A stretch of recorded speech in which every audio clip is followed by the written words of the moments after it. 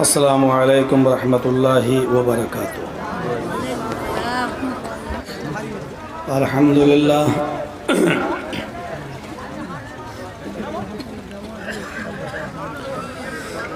अल्हम्दुलिल्लाहि नहमदुहु व नस्तईनुहु व नस्तगफिरुह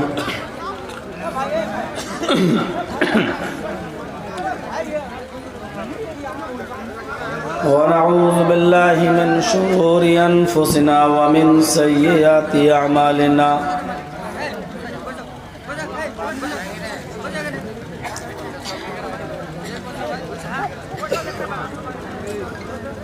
मन यहदिहिल्लाहु फला मुज़िल्ल लहु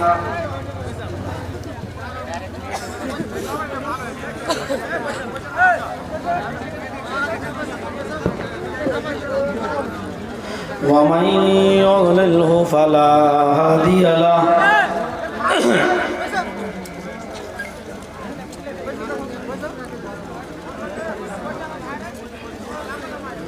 व अशहदु अन ला इलाहा इल्लल्लाहु वहदहु ला शरीका लहु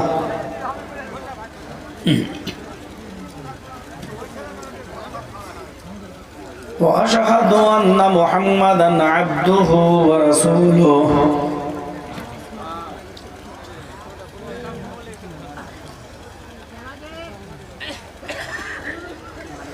अम्मा बाद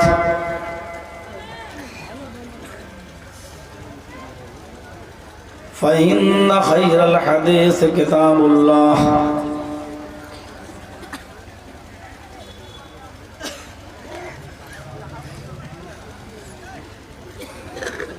व खैरल हदी हदी मुहम्मदिन सल्लल्लाहु अलैहि वसल्लम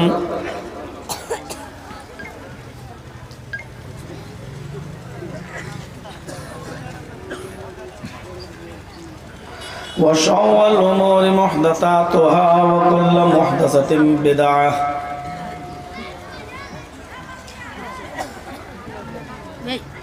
व कुल्लु बिदअतिन ज़लालह व कुल्लु ज़लालतिन फिन्नार।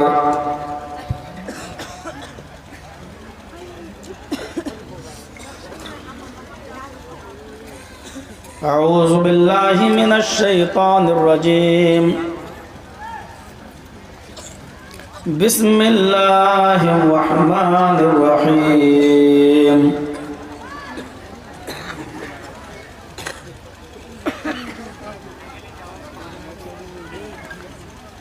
वला तहिनु वला तहज़नु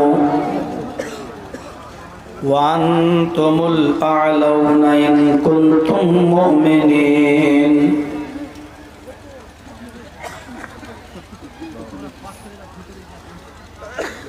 रब्बि इश्रह ली सदरी व यस्सिर ली अमरी वहलुल उक़दतम मिन लिसानी यफ़क़हू क़ौली।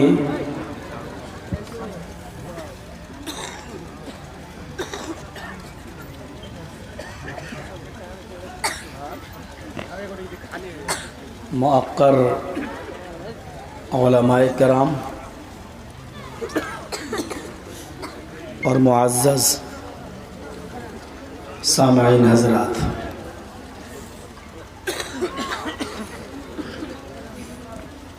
पर्दा नशीन इस्लामी ख़वातीन, माँ और बहनों, कौम व मिल्लत के लायक वर नौजवानों, मुस्तक़बिल के होनहार अज़ीज़ बच्चों,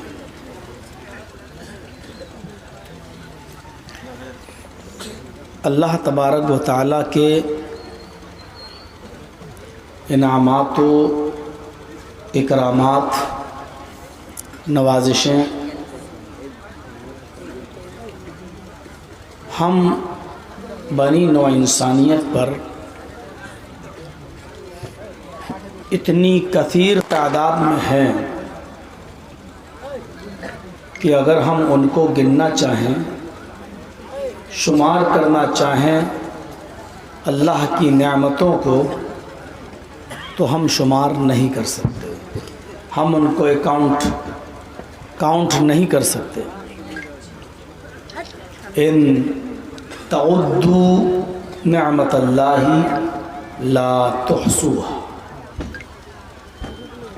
इतनी ज़्यादा है मेरी नेमतें तुम्हारे ऊपर आए मेरे बंदो कि तुम उनको गिन नहीं सकते। उसने हमें और आपको इंसान बनाया, ये कितनी बड़ी नेमत है। उसने हमें और आपको मुसलमान बनाया, ये कितनी बड़ी नेमत है उसकी। उसने हमें और आपको मज़हब इस्लाम दिया, इस्लाम का फॉलोअर बनाया, इस्लाम का पैरोकार बनाया। ये कितनी बड़ी नेमत है उसकी। उसने हमें और आपको जनाबे मुहम्मदुर रसूलुल्लाह सल्लल्लाहु अलैहि वसल्लम का उम्मती होने का शर्फ बख्शा। ये उसका कितना बड़ा कर्म है।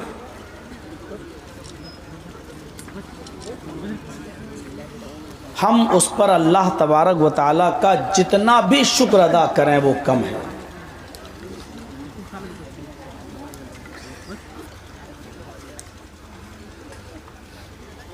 बादहू दरूद व सलाम के बेशुमार फूलों की बारिश हो तमाम पैगंबरों पर और बिलखुसूस रहमतुल लिल आलमीन जनाब मुहम्मदुर रसूलुल्लाह सल्लल्लाहु अलैहि वसल्लम की ज़ात गिरामी पर। अल्लाहुम्मा सल्लि व सल्लिम व बारिक अलैहि। इस वक्त हमारा मुल्क, हमारा देश जिन हालात से गुज़र रहा है, ये किसी से छिपा हुआ नहीं है।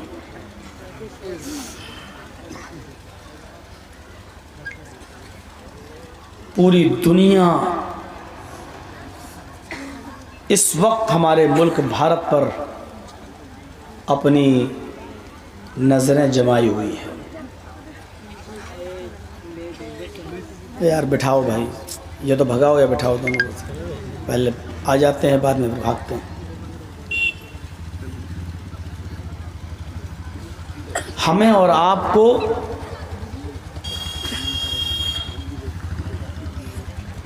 गौर करना है।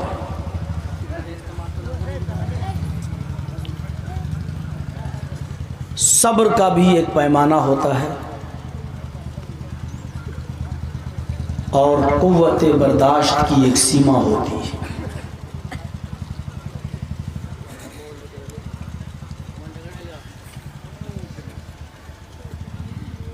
हमारा सब्र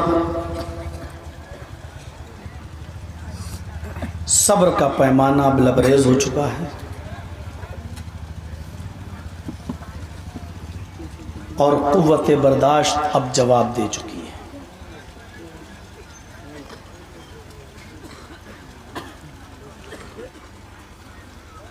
आप समझ रहे हैं, मेरे इशारे को आप बहुत अच्छी तरीके से समझ रहे हैं। लेकिन आज मैं उन बातों को तो आपके सामने रखूंगा ही जो हिंदुस्तान में इस वक्त हो रही हैं, लेकिन उससे पहले एक दो सवाल। ये अपने ही लोग कर रहे हैं कि दूसरे लोग हैं?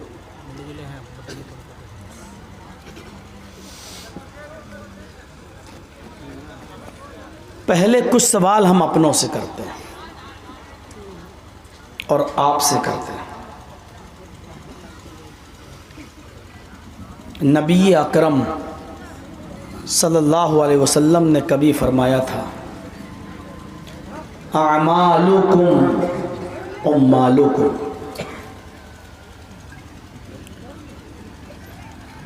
नबी अकरम के इस इरशाद गिरामी के आईने में हम अपने आप को देखें।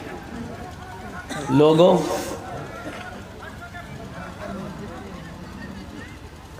तुम्हारे आमाल जैसे होंगे, तुम्हारे कर्म जैसे होंगे। हम तुम्हारे ऊपर वैसे ही हुक्मरानों को मुसल्लत कर देंगे। ये अल्लाह के नबी सल्लल्लाहु अलैहि वसल्लम ने कहा था कि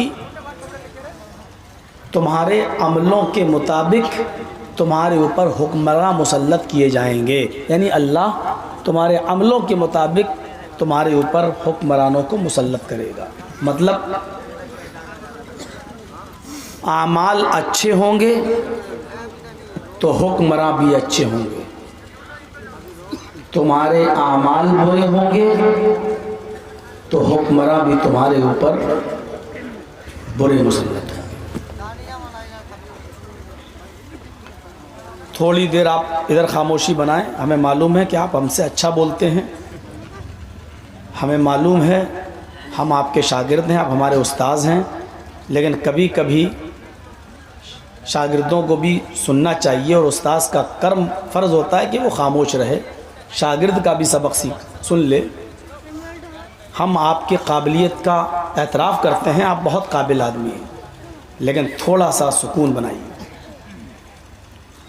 हमें अपनी कम इल्मी का एतराफ़ है, हमें अपने शागिर्द होने का इकरार भी है, लेकिन सुकून थोड़ा सा। जब बच्चा सबक सुनाता है तो उस्ताद खामोशी से सुनता है कि देखें बच्चे को याद है या नहीं, तो आप थोड़ी देर के लिए खामोश होकर मेरा सबक सुन लीजिए।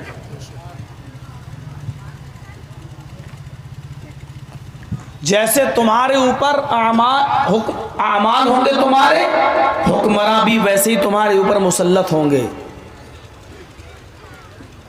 आज हमारे ऊपर अच्छे हुक्मरान मुसल्लत नहीं हैं, इसका मतलब ये हुआ कि हमारे आमाल अच्छे नहीं हैं। कायनात झूठी हो सकती है, मोहम्मद रसूलुल्लाह का फरमान कभी झूठा नहीं हो सकता। हमारा ईमान है इस बात पर, हम जुड़े हुए इस ईमान से।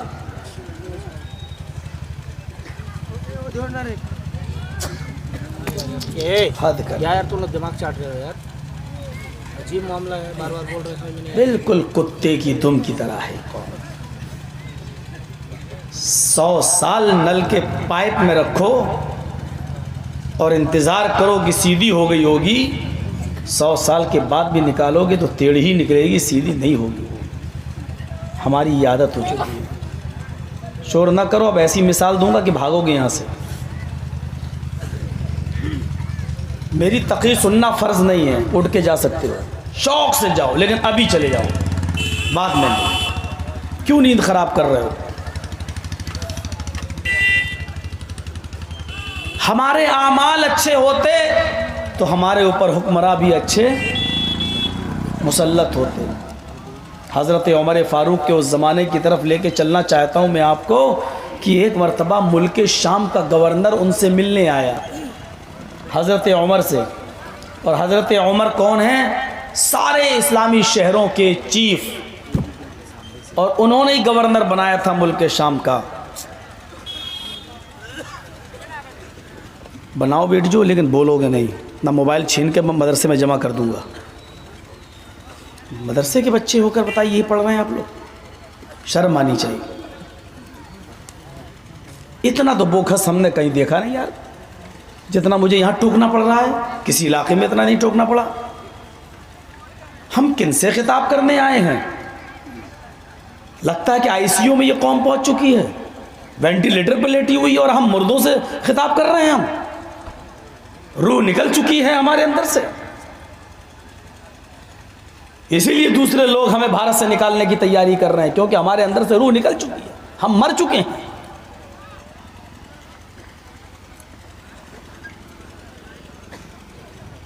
मुल्क शाम का गवर्नर जब मिलने आया तो हज़रत उमर अपने बच्चे को, छोटे से बच्चे को गोद में खिला रहे थे और उसको चूम रहे थे, बोसा ले रहे थे। तो मुल्क शाम का गवर्नर हंसने लगा। उन्होंने कहा क्यों हंस रहे हो? कहा कि आप अपने बच्चे से इतना प्यार करते हैं, मेरा भी छोटा सा बच्चा है, आज तक मैंने गोद में नहीं उठाया, मैंने चूमा ही नहीं, और आप अपने बच्चे को इतना प्यार। हज़रत उमर ने कहा कि मैंने तुझे मुल्क शाम का गवर्नर बनाकर बहुत बड़ी गलती की है, अपनी डिग्री वापस कर, अपना ओहदा वापस कर। छीन लिया उससे गवर्नरी का ओहदा। तो उसने कहा अमीरुल मोमिनीन, गवर्नर बनने का शौक़ नहीं है मुझे, मैंने ओहदा वापस कर दिया, लेकिन मेरी गलती क्या है? कहा तेरी गलती यह है कि तू अपने बच्चे से प्यार नहीं करता। उसने कहा बच्चा मेरा है, मैं प्यार करूं ना करूं इसमें आपका क्या जा रहा है, गवर्नरी क्यों छीनी?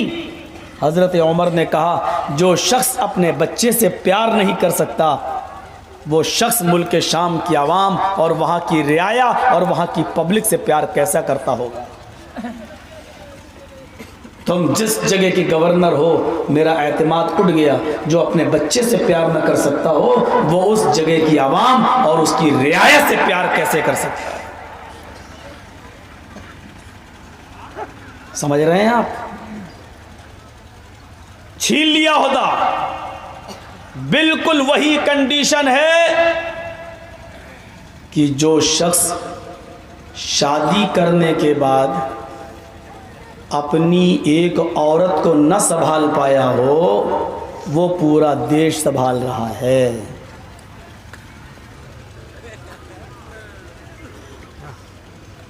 उमर फारूक ने कहा था जो अपने बच्चे से प्यार नहीं कर सकता वो मुल्क शाम की आवाम से क्या प्यार करेगा। मैं देश के एक एक नागरिक से कह देना चाहता हूं कि जो अपनी एक औरत को नहीं संभाल सका वो पूरे भारत को क्या संभाल पाएगा। आपने बहुत गलत आदमी का इंतखाब करके सेंट्रल में पहुंचाया है, गलत आदमी को चॉइस कर लिया है।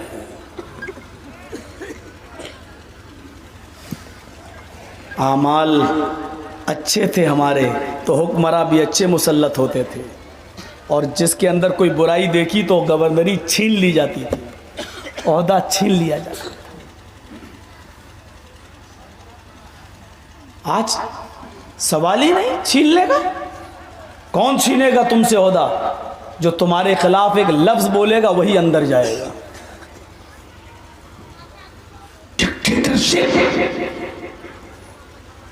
जालिमाना रवैया। लेकिन मोदी जी सुनो, जुल्म की टहनी कभी फलती नहीं, नाव कागज की सदा चलती नहीं। राम राज लाना चाहते हो शौक से लाओ, लेकिन रामचंद्र जी ने कहा था वाल्मीकि रामायण में, आज भी लिखा हुआ है, हुकूमत और सल्तनत अधर्मी बनकर तो चला सकते हो, कुफ्र से तो चला सकते हो, नास्तिकता से तो चला सकते हो, लेकिन हुकूमत और सल्तनत जुल्म से नहीं चला सकते। ये रामचंद्र जी ने कहा था कि हुकूमतें जुल्म से कभी नहीं चला करती। तुम जुल्म करके चलाओगे? नहीं चला सकते। हम अपने गरीबानों में झांक कर देखें, थोड़ा सा हमें अपना भी मुहासिबा करना है, इत्तिसाबे नफ्स। हम मुसलमान हैं, हमारे साथ ऐसा हो रहा है, वैसा हो रहा है, ये हो रहा है, वो हो रहा है। आप रोना रो रहे हैं, रोइए, लेकिन थोड़ी देर के लिए अपने गरीबानों में झांक कर देखिए कि अपनी इस हालत के जिम्मेदार किसी हद तक हम भी हैं। हम नहीं हैं? अल्लाह ने तो फरमाया था कुरान में, वला तहिनु वला तहजनु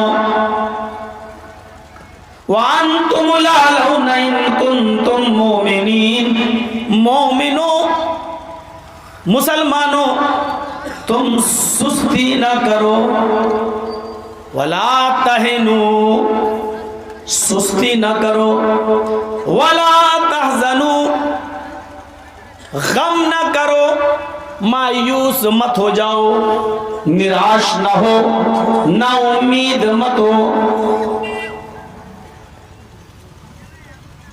वअंतुमुल आलौन, हम तुम्हें हुक्मरानी देंगे, हम तुम्हें सरदारी देंगे, हम तुम्हें बादशाहत देंगे, इज्जत और सरबुलंदी हम तुम्हें देंगे, बावकार हम तुम्हें तुम्हें बनाएंगे, हाकिम वक्त हम तुम्हें बनाएंगे, राजा महाराजा तुम्हें बनाएंगे, बादशाह के लिए तुम हो, हम तुम्हें बादशाह देंगे, लेकिन मेरी भी एक शर्त है, वो शर्त तुम पूरी कर दो, हम तो अपना वादा पूरा कर देंगे। मेरी शर्त ये है, इन कुंतुम मोमिनीन, पहले तुम मोमिन बन जाओ।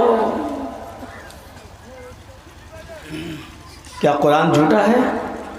नहीं। तो फिर आज बादशाहत हमें क्यों नहीं मिली है? इसका मतलब यह है कि हम मोमिन नहीं। नाम जरूर है हमारा मोहम्मद असलम, मोहम्मद अकरम, मोहम्मद अफजल, नाम जरूर है, लेकिन नाम रख लेने से कोई मुसलमान नहीं हो जाता।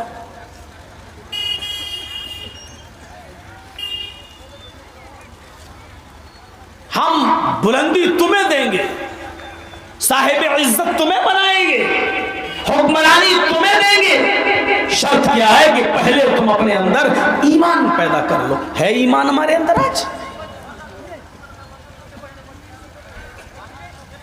ये ईमान का नतीजा थोड़ा सा अगर देखना हो तो आप अपने पीछे मुड़ के देख लीजिए। ये हमारा ईमान है। तज़किरतुल हुफ़्फ़ाज़ में शमशुद्दीन ज़हाबी नकल करते हैं, अल्लाह के रसूल सल्लल्लाहु अलैहि वसल्लम जब खुतबा देते थे या तकरीर करते थे या वाज़ व नसीहत सुनाया करते थे, तो सहाबे किराम के सरों पर अगर मक्खी बैठी होती थी तो वो सरों की मक्खी भी नहीं उड़ाते थे कि अगर मक्खी उड़ाएंगे, मच्छर काट रहा है, अगर हम हटाएंगे इतनी देर में कोई खास चीज, कोई खास बात कहीं सुनने से महरूम न रह जाएं। ये सहाबे किराम का ईमान ये था। नबी अकरम की हदीस सुनते वक्त उनका जज्बा ये था। हमारा जज्बा देख लो।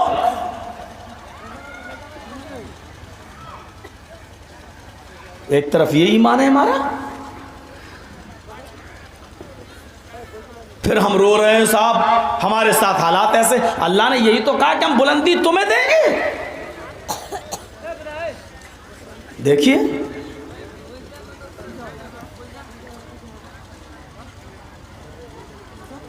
मुझे बहुत जल्दी तकरीर अपनी ख़त्म कर देना पड़ेगी क्योंकि इस माहौल में हम नहीं बोल पाएंगे। मेरे भाइयों, वांतुमुल आलौन, हम तुम्हें बुलंदी देंगे। जो कौम हुक्मरानी के लिए पैदा हुई थी, जो कौम सरदार बनने के लिए पैदा हुई थी, जो कौम लोगों की इमामत के लिए पैदा हुई थी, जो कौम कायद की हैसियत से पैदा हुई थी, आज उस कौम को कटोरा लेकर भीख मांगना पड़ रहा है। भीख। आज वो कौम कासे गदाई लेकर नेताओं के दरबारों में जाकर भीख मांग रही है, अपना हक मांग रही है। और कौन कहता है कि हक मांगने से मिलता है? हक मांगने से नहीं मिलता, हक छीनने से मिलता है। ये तो अभी शुरुआत है, ये कुछ नहीं है। ये कानून जो अभी CAB पास हुआ है कुछ नहीं है। मुसलमानों, ये तो इब्तिदाई इश्क है। आगे देखो होता क्या क्या है, होता है क्या क्या। ये तो एक हड्डी डाली गई तमाशा देखने के लिए कि देखें मुसलमान कितने मुत्तफिक हैं और कितने मुत्तहिद हैं।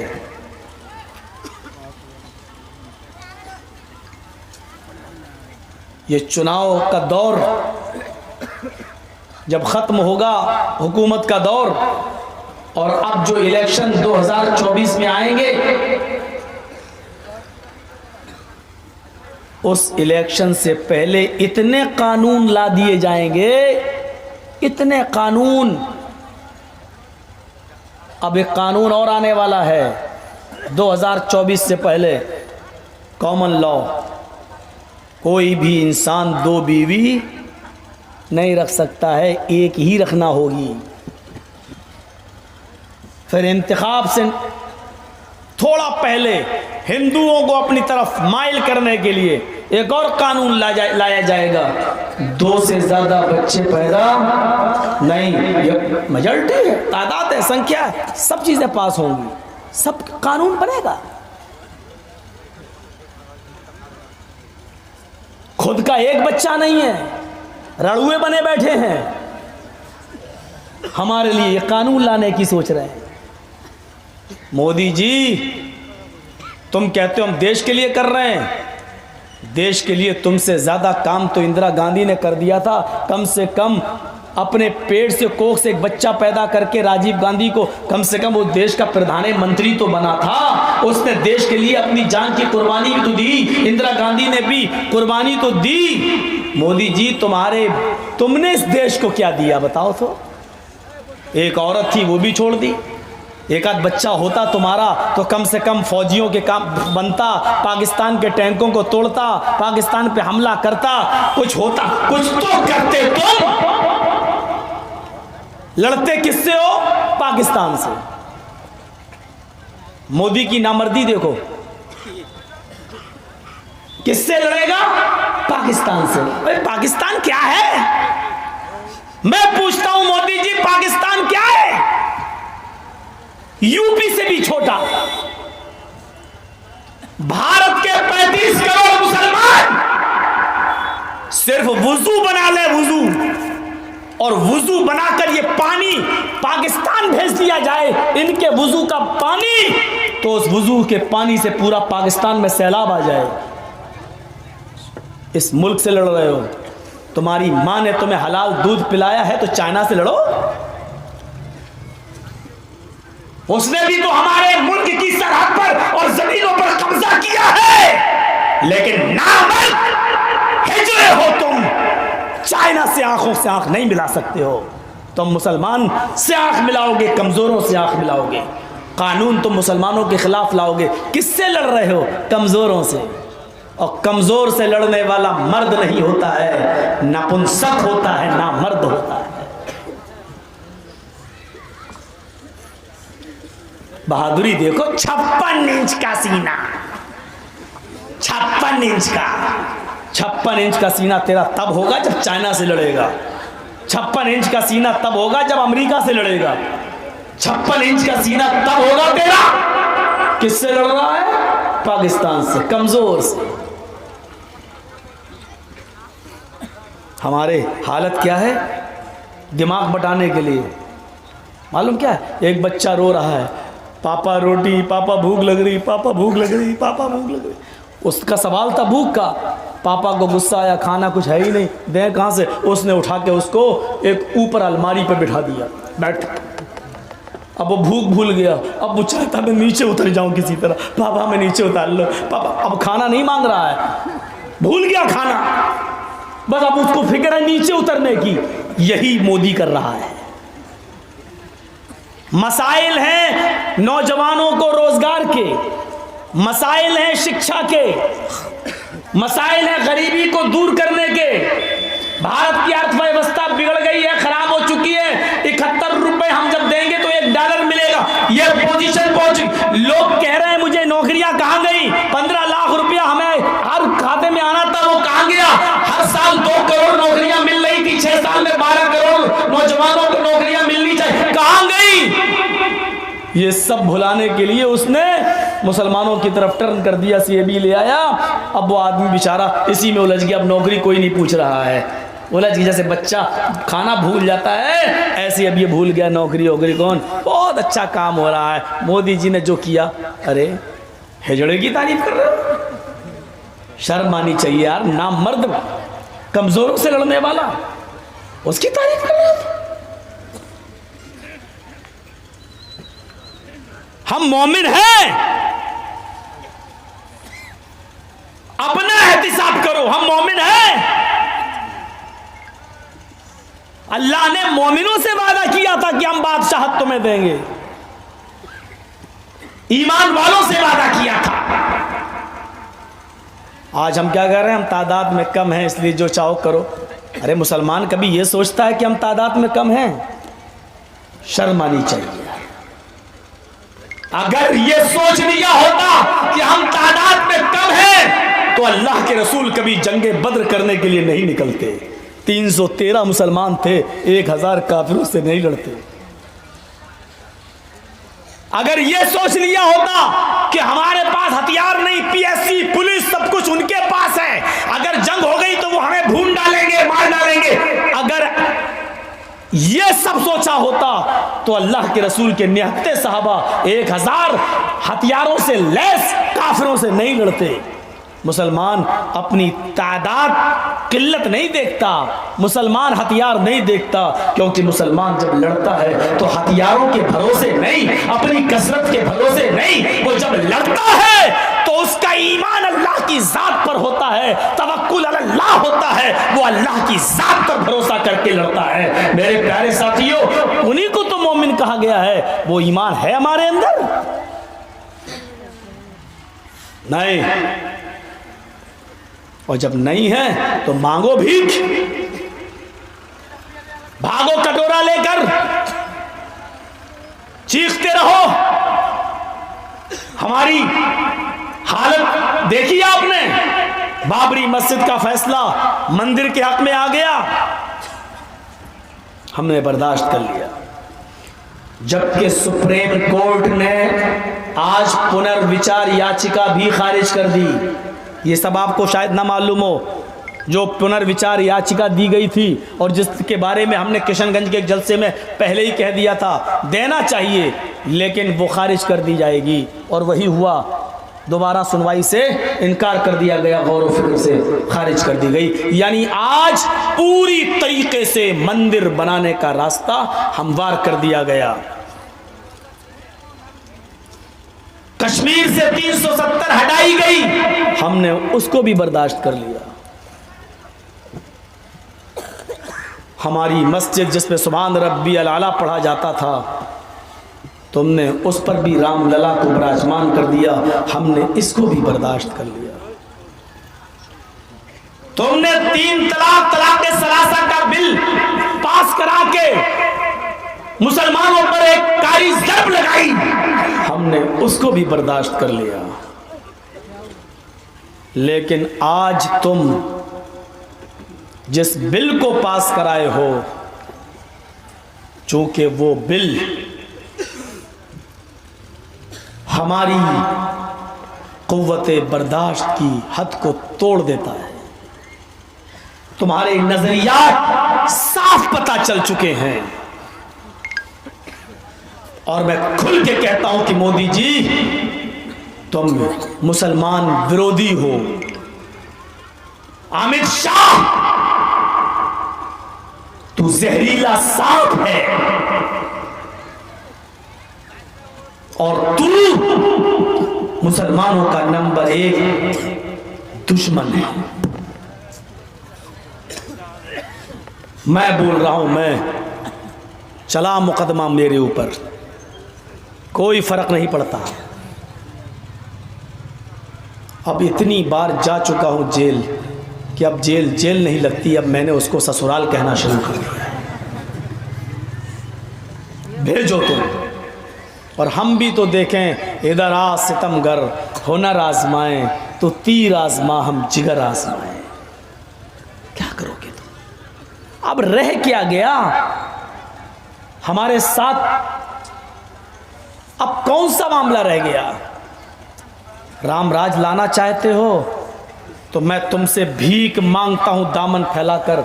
अमित शाह, तेरे जुल्म और सितम से लाख गुना बेहतर यह है कि तू एक कानून बना दे, मेजॉरिटी है तेरे पास, संख्या है तेरे पास, तू कल राम राज का कानून बना दे, हम उसको खुशी से कबूल करने के लिए तैयार हैं, क्योंकि रामचंद्र जी का शिक्षा और रामचंद्र जी का बनाया हुआ कानून तेरे जुल्म और सितम से करोड़ गुना ज्यादा बेहतर है।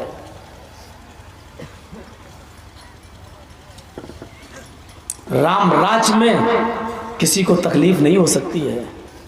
हमने रामायण पढ़ी है, हम जानते हैं रामचंद्र जी की शिक्षा क्या है, हम जानते हैं। तुम हमसे कहते हो तुम तो इतने गरीब हो, अमित शाह, मोदी जी, हिंदुस्तान की सर्वोच्च पद पर विराजमान हो तुम, लेकिन इतने गरीब हो कि पूरे भारत में तुमने रामचंद्र जी को कहीं जगह नहीं दी। तुम्हारे रामचंद्र जी को जगह मिली है तो वो हम मुसलमानों की मरहून मिन्नत है। वो सोएंगे तो बाबरी मस्जिद में, वो खाएंगे तो बाबरी मस्जिद में। मस्जिद तो कभी ख़त्म नहीं होगी ना, मंदिर बना दो चाहे कितना बड़ा।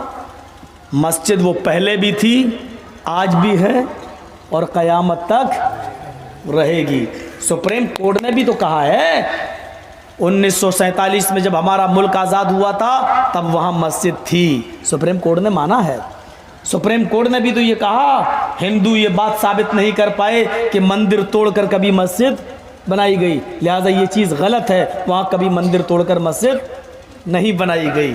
इसका मतलब वहाँ मस्जिद थी। तुमने ये भी कहा 1947 को भी नमाज पढ़ी जाती थी, सुप्रीम कोर्ट ने यह भी कहा 1949 तक नमाज पढ़ी जाती रही। सुप्रीम कोर्ट ने यह भी कहा 1949 में गलत तरीके से, गैर संवैधानिक तरीके से उसमें मूर्तियां रखी गई जो गैर कानूनी था। तुमने ये भी माना कि 6 दिसंबर 1992 मस्जिद जब शहीद की गई तो वो भी गैर कानूनी और गैर संवैधानिक था।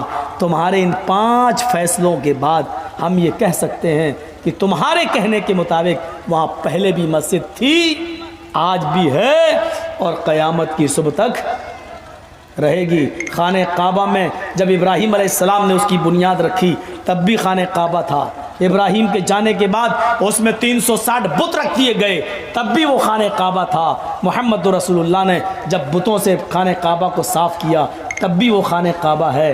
बुत रख देने से खाने काबा की हैसियत बदल नहीं गई, पहले भी वो खाने काबा था, आज भी खाने काबा है, क़यामत की सुबह तक खाने काबा रहेगा। पहले भी मस्जिद थी बाबरी मस्जिद, आज भी बाबरी मस्जिद है और क़यामत की सुबह तक बाबरी मस्जिद रहेगी। हम चीखते रहेंगे और 6 दिसंबर को बाबरी मस्जिद की शहादत पर हम उस दिन को काला दिवस मनाते रहेंगे। तुम रोक सकते हो तो रोको, मंदिर चाहे कितना भव्य बना लो, लेकिन रामचंद्र जी की आत्मा कभी खुश नहीं होगी। अब तो औरतों ने भी मोर्चा खोल लिया है। अब देखिए मछली बिक रही है। मेरे भाइयों, अब चलिए और आइए, ये कानून जो अभी पास हुआ है शुरुआत है, अभी बहुत कुछ होगा। हम आपको जगाना चाहते हैं, हम आपके दिल में एहसास पैदा करना चाहते हैं। और एक बात और बता दूं, सुन लीजिए, कोई फ़र्क नहीं पड़ता है, कानून बन गया, अभी इसको मुख्तलिफ मराहिल से गुज़रना पड़ेगा। सुप्रीम कोर्ट में भी अभी ये जाएगा, लोग कानूनी तौर पर उस पर वो होगी, चाहे वो बाद में कहते हैं कि हाँ जो कानून बन गया वो बन गया, कुछ भी हो, लेकिन सुप्रीम कोर्ट में चैलेंज किया जाएगा। अभी राष्ट्रपति के सिग्नेचर भी होना है, और जब तक उसका खाका बनेगा, रणनीति बनेगी, मुझे अल्लाह की ज़ात पर पूरा भरोसा है कि ये दोनों लंगूर बंदर तब तक हट जाएंगे, चले जाएंगे। क्योंकि गीदड़ की मौत जब आती है तो वो शहर की तरफ भागता है। ये उल्टी सीधी जो हरकतें ये लोग करने लगे हैं, इनकी हरकतें बतला रही हैं कि अब इनके बुरे दिन शुरू हो गए हैं, इनके बुरे दिन शुरू हो गए हैं।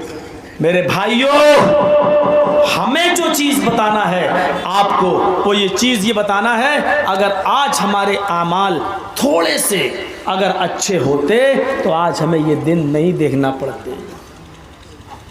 अच्छे आमाल में सिर्फ यही नहीं होता नमाज पढ़ लो, रोज़ा रख लो। अच्छा अमल एक ये भी होता है कि जब इलेक्शन का ज़माना आए तो हम बिखरे नहीं, मुंतशिर ना हो। हम जानते हैं हमें बिखरने की कोशिश होती है। एक गाय खरीदो, कितने की मिलेगी? 15 से 20,000 की। एक बकरी ख़रीदो कितने की मिलेगी? 10 से 15,000 की। एक नॉर्मल किस्म का कुत्ता ख़रीदो तो कितने का मिलेगा? 8 से 10,000 का। नॉर्मल किस्म का। अच्छे वाले कुत्ते पंपी, चंपी, टम्पी, पिंकी, ये 2-2 लाख के भी मिलते हैं। नॉर्मल किस्म का कुत्ता 8 से 10,000 का। और हमारी कीमत जानते हो मुसलमानों कितनी है? सिर्फ 500 रुपये। कुछ गद्दार आएंगे आपके पास इलेक्शन के मौके पर, आपको 500 का नोट पकड़ाया जाएगा, 1000 का नोट पकड़ाया जाएगा, लो हमारी फला पार्टी को वोट दे देना, इस पे मोहर लगाना, और हम 1000 रुपये लेकर उसके मोहर लगा देंगे। हम एक कुत्ते से भी ज़्यादा सस्ते हैं। कहने दो मुझे, अब होम्योपैथिक दवा से इलाज नहीं चलेगा, अब ऑपरेशन करना पड़ेगा। मर्ज इतना बढ़ चुका है हमारा। होम्योपैथिक दवा तो मरने के बाद फायदा करती है। ऑपरेशन कर रहा हूं मैं तुम्हारा।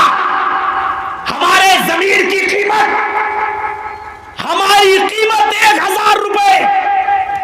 और यकीन ना आए तो आने वाले चुनाव में देख लेना, 1000 रुपया लेकर हम मोहर लगाने जाएंगे। 1000 रुपए में हम बिकेंगे, अपने ईमान का सौदा करेंगे, अपने हक का सौदा करेंगे। ये हमारी कीमत है। जब इंसान, हम मुसलमान जब कुत्तों से भी ज़्यादा सस्ते हो जाएं, तो इंटरनेशनल कुत्ते हमारे ऊपर ऐसे कानून नहीं बनाएंगे तो क्या बनाएंगे?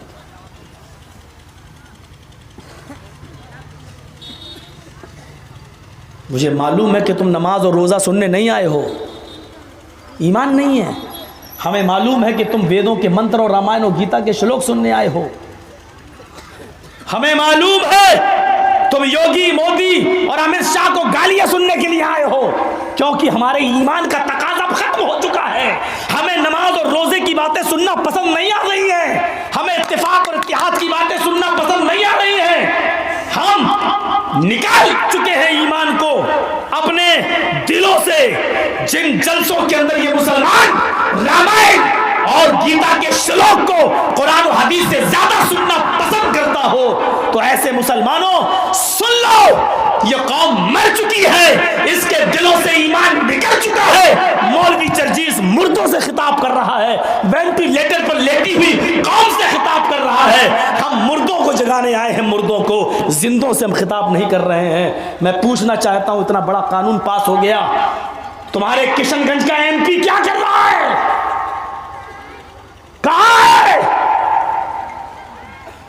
क्यों किशनगंज की धरती पर नहीं है? क्यों मुसलमानों को एक करके मोदी और अमित शाह के खिलाफ उसका पुतला क्यों नहीं जला रहा है? क्यों नहीं फूंक रहा है? क्यों मुखालिफत का एहतिजाज नहीं कर रहा है? कहां गए नीतीश के चमचे? कहां गए जनता दल यू को समर्थन करने वाले? हमसे चुनाव के मौके पर ये मुसलमान बनकर वोट मांगने वाले आज क्यों उसकी कुर्सी पर लात नहीं मार रहे हैं, जिसने मुसलमानों के पेट पर छुरा घोंपा और नीतीश की पार्टी ने उसका समर्थन किया?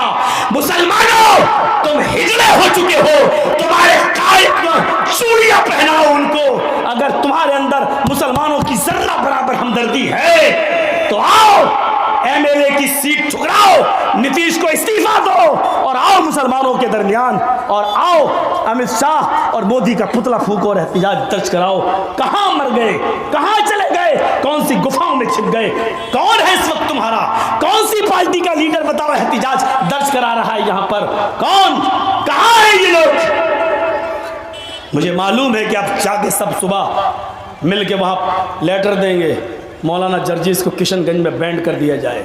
तुम्हारा बैंड मेरे पैरों के जूते के नीचे। भाग, नहीं मानता।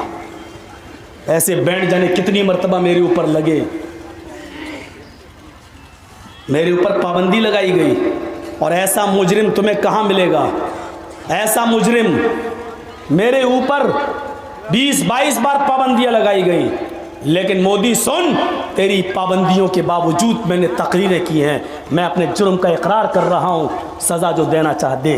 जा, ऐसा मुजरिम तुझे कहां मिलेगा जो अपने जुर्म को भरे मजमे में कबूल कर रहा है?